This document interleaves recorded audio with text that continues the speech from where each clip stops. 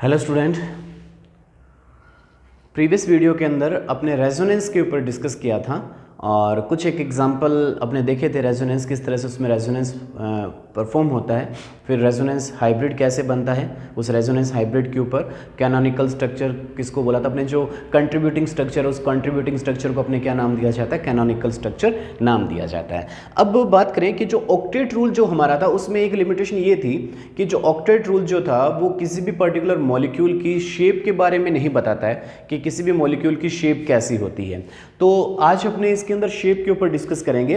जो अलग अलग साइंटिस्ट थे उन्होंने अलग अलग साइंटिस्ट ने इसके शेप के ऊपर अपने को यहाँ पर अलग अलग जो थ्योरीज दी, ठीक है, वो थ्योरीज अपने देख रहे हैं कि यहाँ पर एक्चुअल में जो शेप जो अपने को देखनी है वो कोवेलेंट कंपाउंड की ही अपने देखेंगे। ठीक है, कौन से कंपाउंड के देखेंगे, वो कोवेलेंट कंपाउंड के देखेंगे। ठीक है, तो कोवेलेंट मॉलिक्यूल की शेप के बारे में डिस्कस करेंगे अपने। आयनिक कंपाउंड की जो शेप है उनके बारे में डिस्कस अपने नहीं करेंगे। उसकी जो शेप है 12th क्लास के अंदर फर्स्ट चैप्टर है सॉलिड स्टेट, वहाँ स्टडी किया जाता है। तो अभी अपने यहाँ पर जो शेप देखनी है वो कौन से मॉलिक्यूल की देखनी है, कोवेलेंट मॉलिक्यूल की देखनी है। तो इसको अपने जो शेप है उसको क्या बोला सकता है, जियोमेट्री भी उसे बोल सकते हैं। ठीक है, तो शेप को एक्चुअल में क्या बोला जा सकता है अपने यहाँ पर, जियोमेट्री ऑफ मॉलिक्यूल। ठीक है, शेप को क्या नाम दिया जा सकता है, जियोमेट्री ऑफ मॉलिक्यूल इसे कहा जा सकता है। तो इसका मतलब अपने यहाँ पर क्या देखना है, किसी भी पर्टिकुलर कौन से मॉलिक्यूल की, कोवेलेंट मॉलिक्यूल की। तो कोवेलेंट मॉलिक्यूल की ज्योमेट्री के बारे में डिस्कस करेंगे, उसकी शेप के बारे में डिस्कस करेंगे। तो ज्योमेट्री कैसी होती है इसके बारे में यहाँ पर अपने को जो एक थ्योरीज दी गई थी, सबसे पहली जो थ्योरी के ऊपर अपने बात करेंगे इसके अंदर शेप ऑफ मॉलिक्यूल्स के अंदर, ठीक है, या geometry of molecule, covalent molecule. वो जो थ्योरी है वो हमारी है VSEPR।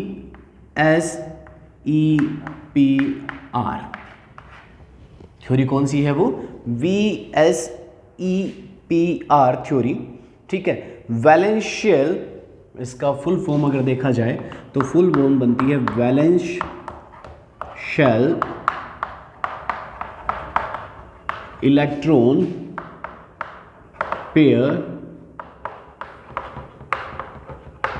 Repulsion theory. ठीक है, तो ये जो थ्योरी का जो नाम क्या है हमारा, valence shell electron repulsion theory इसे अपने बोला जाता है। इस इलेक्ट्रॉन रिपल्शन थ्योरी, इसका जो अपने कंप्लीट नेम ये हो जाता है, इसको शॉर्ट फॉर्म में बोल जाते हैं VSPR थ्योरी। ठीक है, ये जो थ्योरी थी अपने को जो साइंटिस्ट हैं, दो साइंटिस्ट जिनमें हमारे जो नाम आते हैं, तो यहाँ पर जो साइंटिस्ट थे जिन्होंने अपने को एक थ्योरी दी थी वो अपने पास गिलेस्पी और नाइलहोम दो साइंटिस्ट हैं। इन साइंटिस्ट ने ये जो अपने को valence shell electron pair repulsion जो थ्योरी हमको दी थी, और ये जो थ्योरी बेस्ड है वो किस पर बेस्ड रहती है, वो कहता है ये जो थ्योरी है जो सेंट्रल एटम है किसी भी पर्टिकुलर मॉलिक्यूल का, उस सेंट्रल एटम पर बेस्ड रहती है। ठीक है, तो किसी भी पर्टिकुलर मॉलिक्यूल का जो सेंट्रल एटम है उसी एटम पर ये जो valence shell electron pair theory है वो उस पर बेस्ड है। अब इस थ्योरी के अपने क्या क्या इन्होंने इस थ्योरी के अंदर अपने को बातें बताई, उनके बारे में अपने यहाँ डिस्कस करते हैं। फर्स्ट इन्होंने जो कहा इसके अंदर, वो कहा the shape of A molecule depend upon the number of the electron pair around the central atom. इन्होंने फर्स्ट बात क्या कही कि वो कहता है कि जो शेप ऑफ मॉलिक्यूल है, किसी भी पर्टिकुलर मॉलिक्यूल की जो शेप है वो किस पर डिपेंड कर रही है, वो कह रहा है depends upon the number of electron pairs. आपने यहाँ पर क्या कहा कि depends upon the number of electron pair. ठीक है, depends upon the number of electrons pair around the central atom, around the central atom। ठीक है, तो सेंट्रल एटम के जो अराउंड जो इलेक्ट्रॉन है उस इलेक्ट्रॉन के जो इलेक्ट्रॉन पेयर्स है उसके ऊपर डिपेंड करती है। सेकंड इसने कहा कि the electron pairs around the central atom tend to repel one another since electron cloud are negatively charged. ठीक है, तो वो कहता है कि जो सेंट्रल एटम के चारों तरफ जो इलेक्ट्रॉन है तो वो इलेक्ट्रॉन क्या करेंगे, रिपेल करेंगे। ठीक है, रिपेल अनदर इलेक्ट्रॉन। क्यों करेंगे रिपेल? क्योंकि अपने पता है कि जो इलेक्ट्रॉन का एक क्लाउड बन जाता है और इस इलेक्ट्रॉन क्लाउड में अपने बताते हैं इलेक्ट्रॉन पर जो चार्ज है वो चार्ज कैसा है, नेगेटिव चार्ज्ड है। इलेक्ट्रॉन कैसे होते हैं, नेगेटिवली चार्ज्ड होते हैं। तो इलेक्ट्रॉन क्या करता है कि अपने जैसे ये सेंट्रल एटम है, ये कोई सेंट्रल एटम हो गया हमारे पास ए, और इसके चारों तरफ क्या है कि जो इलेक्ट्रॉन का जो पेयर है, ठीक है, पेयर अपने इस फॉर्म में, तो कहता है कि ये इलेक्ट्रॉन पेयर जो है वो इस तरह से इसके चारों तरफ अराउंड है। ठीक है, अब क्या करते हैं, जो इलेक्ट्रॉन है वो एक पेयर दूसरे पेयर को क्या करता है, रिपेल करता है। सिंपल सी बात है, क्योंकि इलेक्ट्रॉन पर सेम चार्ज है तो सेम चार्जेबल जो स्पीसीज है वो एक दूसरे को क्या करती है, रिपेल करती है। तो यहाँ पर ये इलेक्ट्रॉन है, वो इलेक्ट्रॉन भी क्या करेंगे, एक दूसरे को रिपेल करेंगे। थर्ड इसमें कहा the electron pairs in space tend to occupy such position that they are at maximum distance apart, the repulsive interaction are minimum. क्या कहा इन्होंने, the electron pairs in space tend to occupy such position that they are at maximum distance apart and the repulsive interaction are minimum. तो वो कहता है कि जो ये इलेक्ट्रॉन पेयर्स है वो इस सेंट्रल एटम के अराउंड ऐसी जगह पर जाकर स्टेबल होंगे जहां पर उनकी जो डिस्टेंस है वो डिस्टेंस क्या हो जाए, मैक्सिमम डिस्टेंस हो जाए। ठीक है, मैक्सिमम डिस्टेंस हो जाए। और दूसरी बात इसमें कह सकते हैं अपने इसको इस रूप में भी कह सकते हैं कि उनमें मिनिमम क्या हो, रिपल्शन हो। ठीक है, मैक्सिमम डिस्टेंस हो और रिपल्शन क्या हो जाए, मिनिमम हो जाए, उस जगह पर वो क्या हो जाते हैं, अरेंज्ड हो जाते हैं। ठीक है, अब नेक्स्ट बात, a multiple bond is treated as if it in a single bond, the electron pairs which constitute the bond में be regarded as a single pair. कि अगर वो कहता है कि कहीं पर अगर मल्टीपल बॉन्ड अगर आता है, ठीक है, ये तो सिंगल बॉन्ड के लिए बात अपने कर दी, वो कहता है अगर कहीं मल्टीपल बॉन्ड आता है तो उस मल्टीपल बॉन्ड को अपने कैसे ट्रीट करेंगे, ट्रीट एज सिंगल बॉन्ड। ठीक है, इस थ्योरी के अंदर मल्टीपल बॉन्ड को किस तरह से ट्रीट करना है, अपने को treat as a single bond की तरह से अपने को ट्रीट यहां पर करना है। ठीक है, और उसके जो इलेक्ट्रॉन है, क्यों मल्टीपल बॉन्ड है तो मल्टीपल इलेक्ट्रॉन ही होंगे, तो उनको भी एक सिंगल इलेक्ट्रॉन पेयर की फॉर्म में ये अपने को क्या करना है, ट्रीट करना है। जैसे आपको पता है कि डबल बॉन्ड में 2 इलेक्ट्रॉन पेयर होते हैं, ट्रिपल बॉन्ड में तो इस तरह से इलेक्ट्रॉन पेयर बढ़ेंगे, लेकिन वो कहता है उसको एक सिंगल इलेक्ट्रॉन पेयर की तरह से आप क्या करेंगे, ट्रीट करेंगे। तो ये वेस्पर थ्योरी की जो 4 अपने को मेन बातें वेस्पर थ्योरी के अंदर अपने को बताई गई। ठीक है, अब इस थ्योरी के अंदर अपने कहते हैं जो इलेक्ट्रॉन का जो रिपल्शन होता है, तो वो कहता है कि अगर हमारे पास इलेक्ट्रॉन 3 टाइप के होते हैं, लोन पेयर अगर इलेक्ट्रॉन है तो उसमें रिपल्शन मैक्सिमम होगा।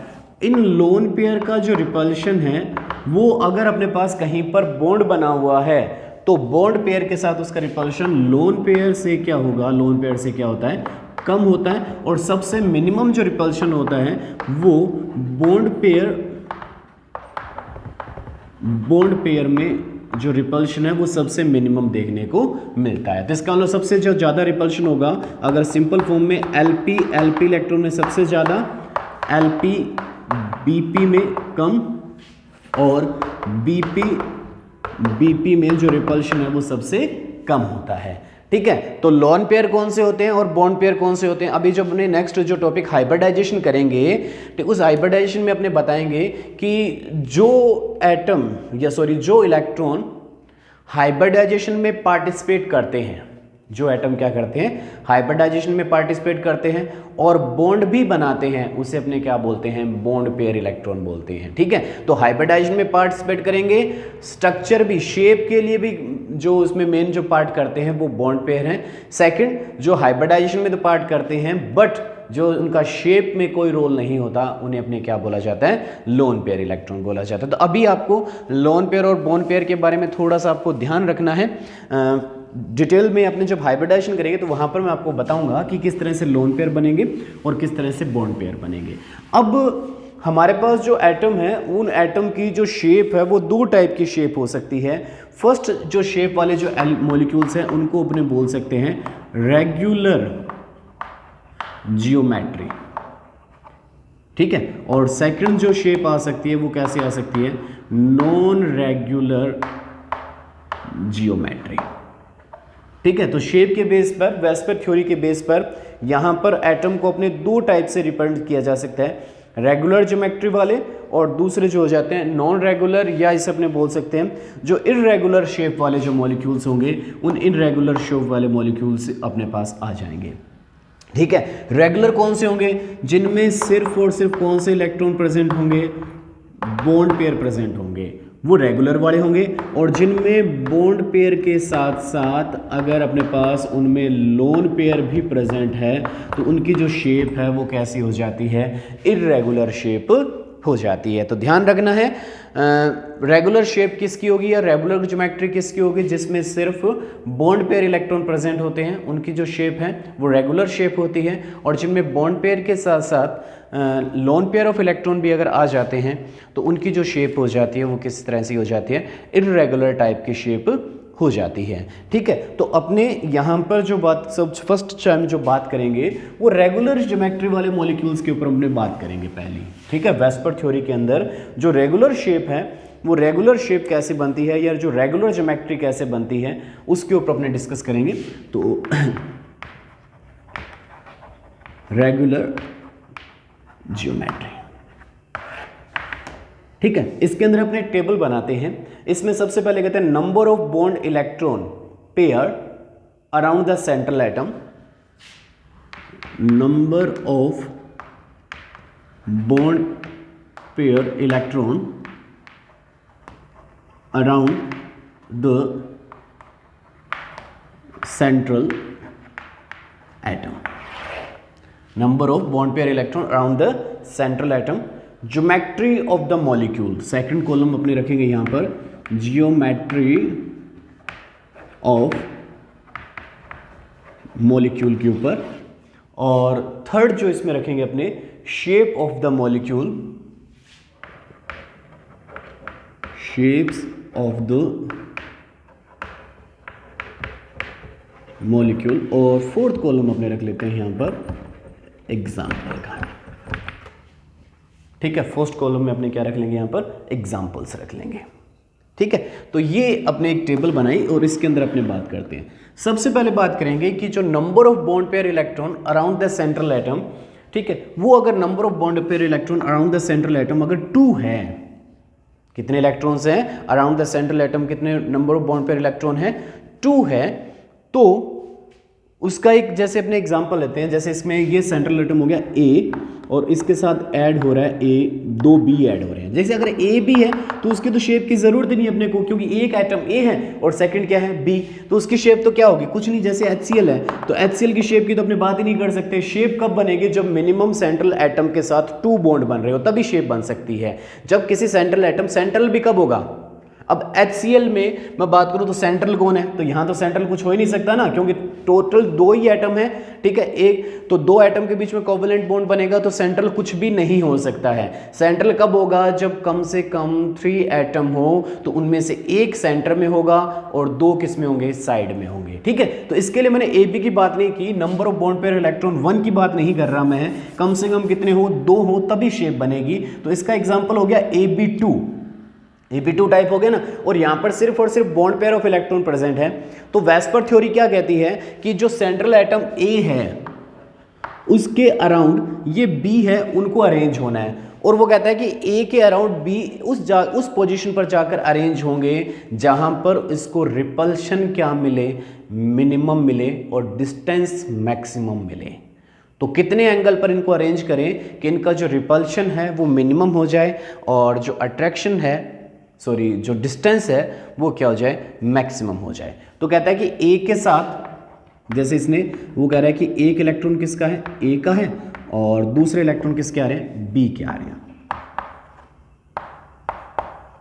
ठीक है। इस तरह से इन्होंने कोई एक स्ट्रक्चर बना रहे हैं।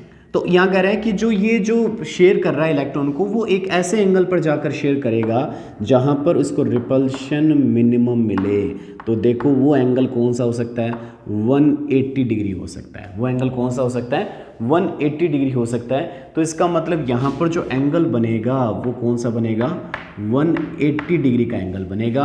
और 180 डिग्री एंगल पर जब ये अरेंज होते हैं तो शेप कैसी होती है, वो लीनियर शेप होती है। वो शेप कैसी हो जाएगी, लीनियर शेप हो जाएगी। तो इसका मतलब कोई भी AB2 टाइप का अगर मॉलिक्यूल है तो उसकी शेप कैसी होती है, लीनियर शेप होती है। और वहां पर बिटवीन टू एटम जो बॉन्ड एंगल होता है वो कितना होता है, 180 डिग्री का होता है। इस तरह के एग्जाम्पल मैं लेता हूं अगर यहाँ पर, तो एग्जाम्पल बन जाता है जैसे BeF2 हो जाता है, BeCl2 हो जाता है। तो BeF2, BeCl2, MgCl2,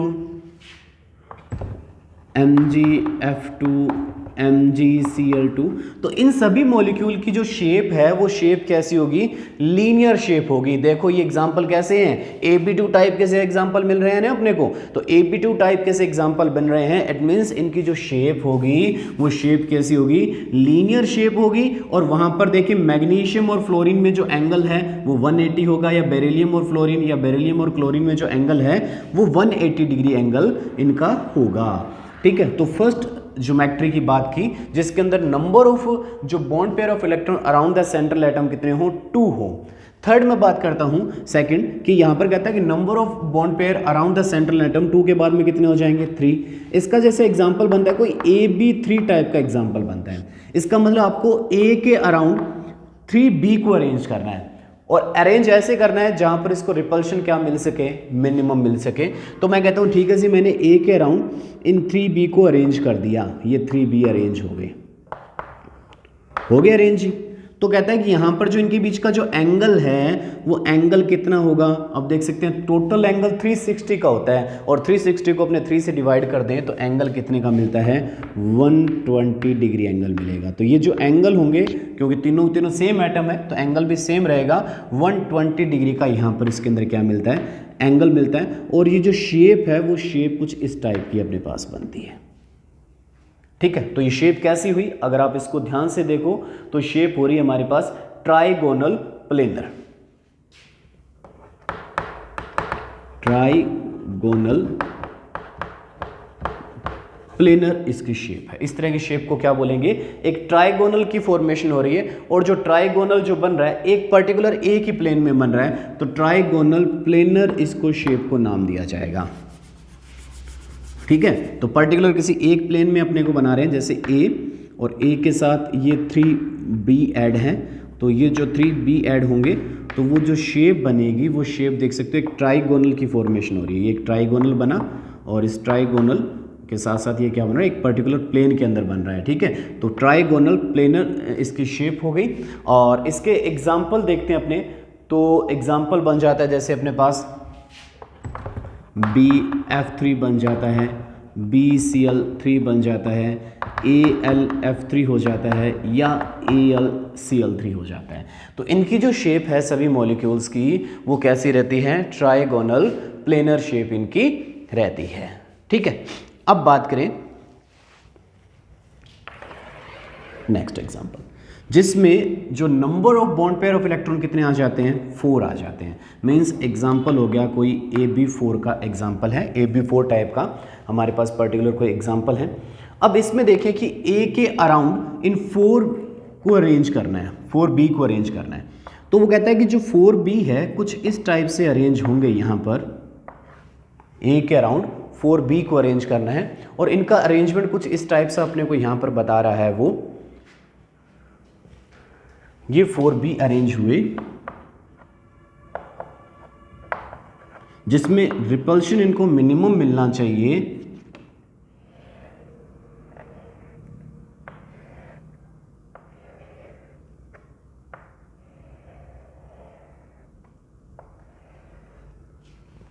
ठीक है। तो इस टाइप की कुछ स्ट्रक्चर बनती है जहां पर किन्हीं भी बिटवीन 2 एटम्स जो एंगल देखा जाता है वो बिटवीन 2 एटम जो एंगल है वो कितना आता है, 109 डिग्री 28 मिनट आता है।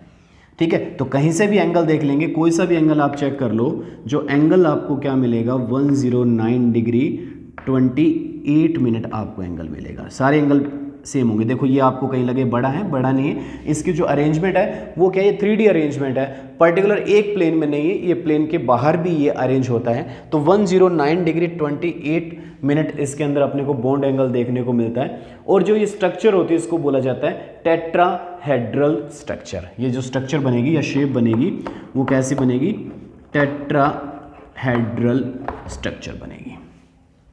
ठीक है, अब इस टेट्राहेड्रल स्ट्रक्चर के एग्जाम्पल लें अपने, तो एग्जाम्पल हमारे पास हो जाता है जैसे CH4 का एग्जाम्पल आ जाता है, CCl4 का एग्जाम्पल आ जाता है, SiCl4 का एग्जाम्पल आ जाता है। तो ये जो एग्जाम्पल है वो कौन सी शेप के आते हैं, टेट्राहेड्रल शेप के एग्जाम्पल हो जाते हैं। इन सभी मॉलिक्यूल की जो शेप है वो सभी मॉलिक्यूल की शेप कैसी रहती है, टेट्राहेड्रल। जैसे डायमंड है तो डायमंड की शेप भी कैसी होती है, टेट्राहेड्रल शेप का ही होता है डायमंड। तो यहाँ पर इनकी शेप भी है वो कैसी है, टेट्राहेड्रल टाइप की शेप ही इनकी अपने को देखने को मिलेगी। इसके बाद में number of bond pair of electron around the central atom मैं बात करूँगा तो वो 5 हो जाते हैं।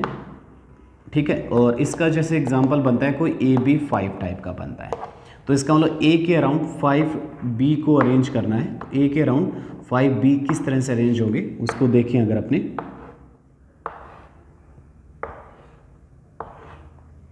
ठीक है, ये अरेंजमेंट हो गया इसका।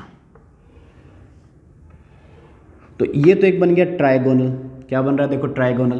तो 3 बॉन्ड तो एक प्लेन में हो गए, देखो ये अपने पास सेंट्रल एटम है, इससे एक बॉन्ड ये बन रहा है, एक बॉन्ड ये बन रहा है और एक बॉन्ड ये बन रहा है, इस तरह से बने।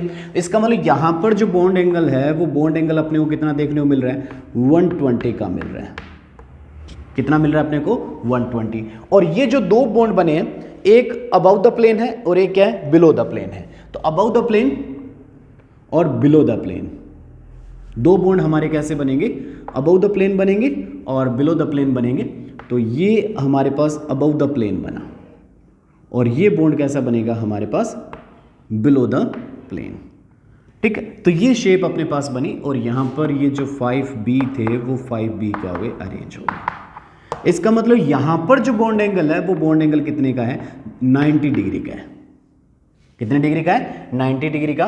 तो इसका मतलब हमको यहाँ पर 2 टाइप के बॉन्ड मिलते हैं, जिसमें से जो 3 एटम है वो 3 एटम तो 120 डिग्री का एंगल बनाते हैं। 3 एटम तो कितना बनाएंगे, 120 डिग्री का बनाएंगे और 2 एटम कितने डिग्री का एंगल बनाते हैं, 90 डिग्री का एंगल बनाते हैं।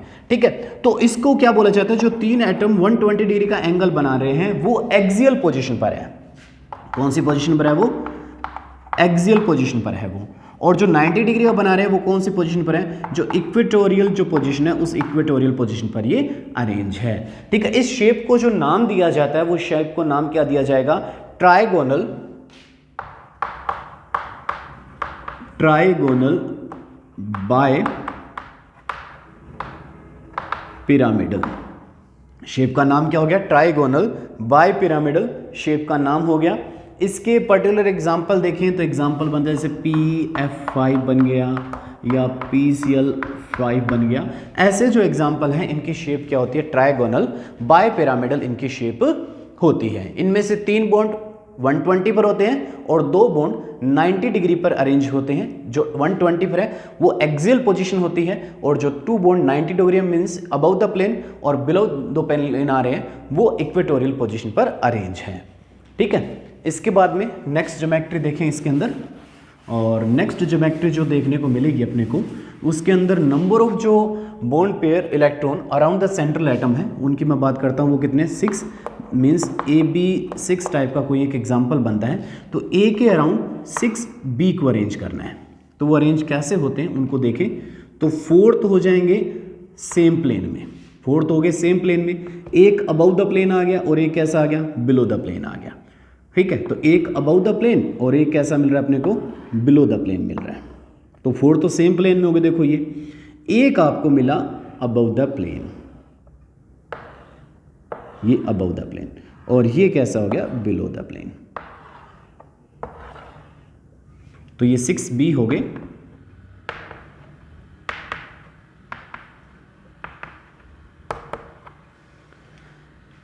ठीक है, यहां पर किसी भी 2 एटम के बीच का जो एंगल देखा जाएगा वो कितने डिग्री का होगा, 90 डिग्री का होगा। कोई भी 2 बॉन्ड के बीच का एंगल देख लेंगे वो कैसा होगा, 90 डिग्री का होगा। ये जो शेप बनी वो कैसे बनी, ओक्टाहेड्रल शेप। उस शेप का नाम क्या देंगे अपने, ओक्टाहेड्रल शेप इसे नाम दिया जाएगा, या ओक्टाहेड्रल ज्योमेट्री इसे नाम दिया जाएगा। इसके एग्जाम्पल देखें अपने, तो एग्जाम्पल बनता है इसका SF6 या TEF6, इसके एग्जाम्पल बनते हैं।